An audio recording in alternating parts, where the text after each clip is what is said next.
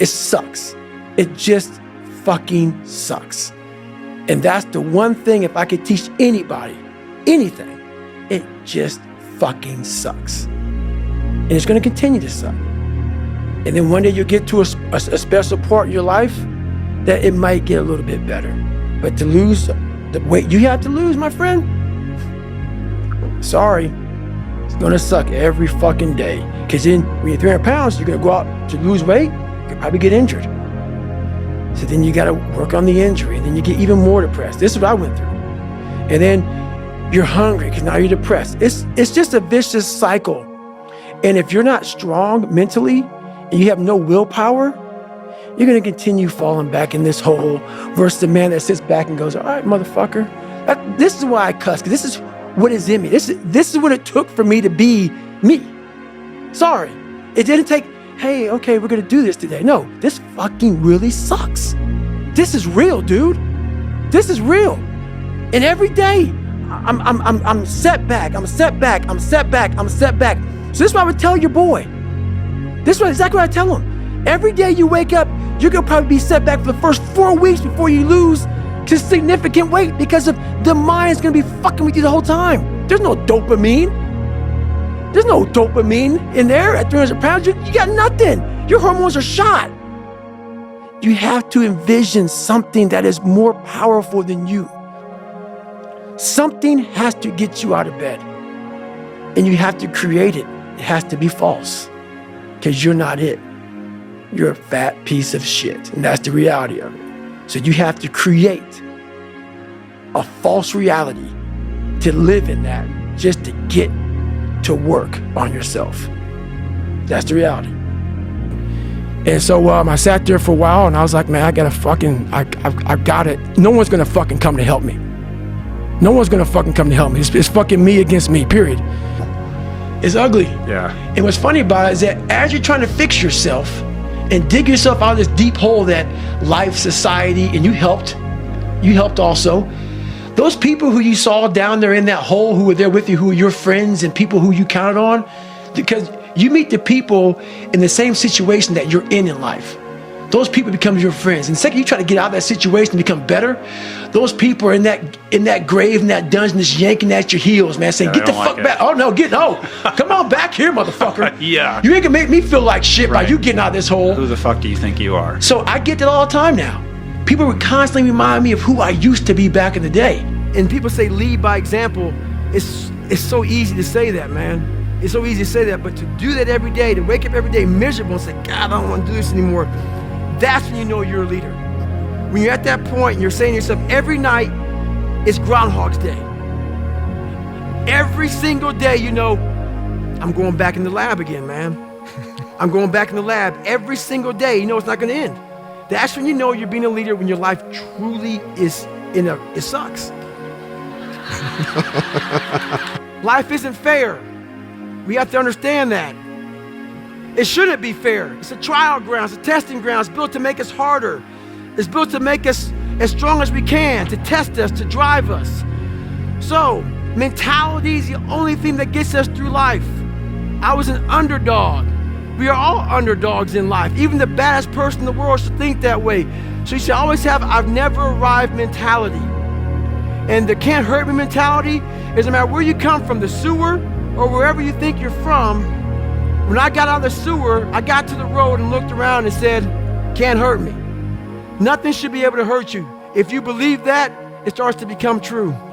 I had to invent a guy that didn't exist.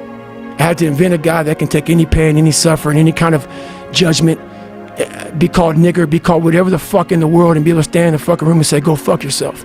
I had to build this callous mind, and I built it through suffering. I built it through downright fucking just crushing myself. If it was raining outside at 3 o'clock in the fucking morning, if it was snowing, the first instinct is don't go out there and do shit. My instinct was, we gotta fucking go out there. Anything that was fucking horrible in my life that I would normally say no, that was inhumane to most people, I had to go do it. And I started callousing my mind at this point in my life. And I lost the weight. And I went back to recruiter. I got into that class and I went through 3 Navy SEAL Hell Weeks in 1 year. Only guy to ever be in 3 hell weeks in 1 year, to my knowledge. The first one I didn't make it through. The next 2 I did, and that I just didn't. I didn't stop anymore from there, and I started realizing through this process that the fucking mind is what you created. And I started opening different doors that I didn't think were even there, that I didn't think even existed. And the more doors I opened up, the more I started realizing that my potential is damn near endless.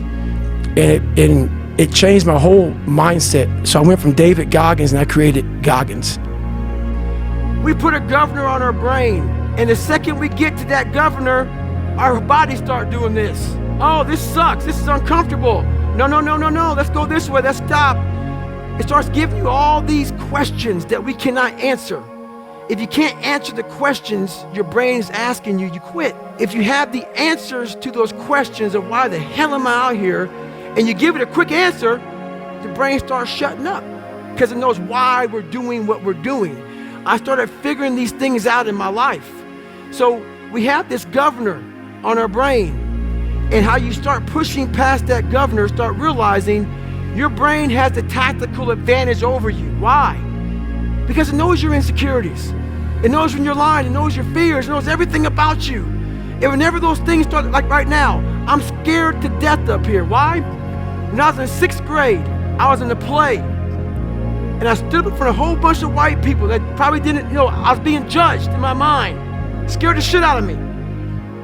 And I stuttered severely bad. I knew I stuttered bad. My line was this long. It was like, hello or some shit.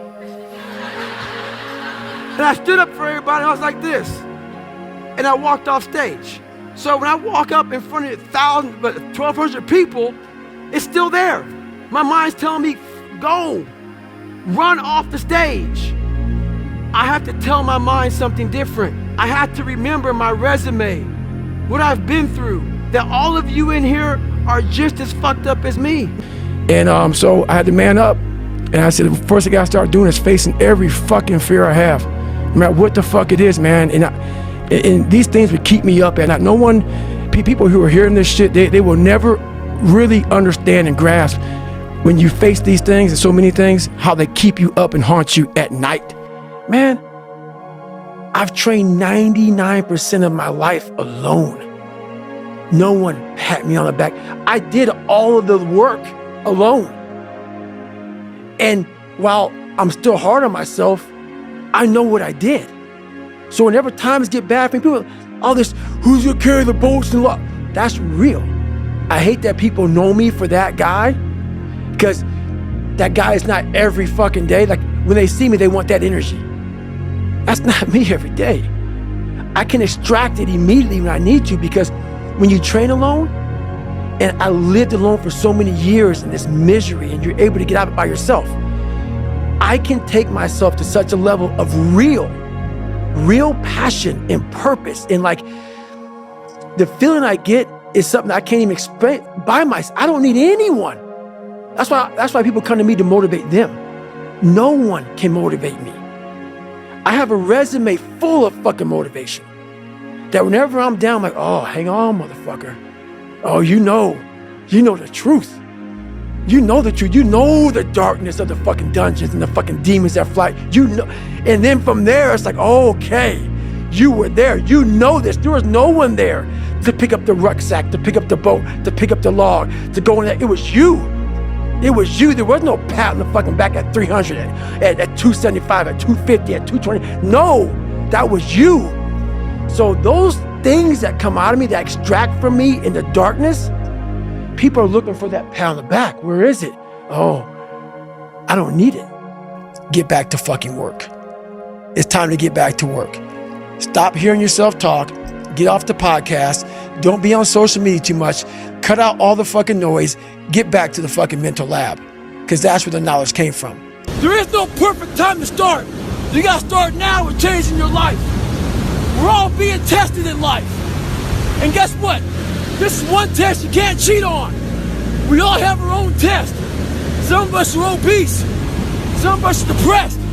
Some of us are insecure. In the military, we had this big old rucksack on the back. Had batteries, water, extra gear. Your extra gear is the shit you're dealing with in life. And the only way to overcome it is for you and you alone to face it. You have to do your best work when you're least motivated. So those days you don't want to do it, guess what you gotta do? You gotta suck it the fuck up and do it. Stay hard.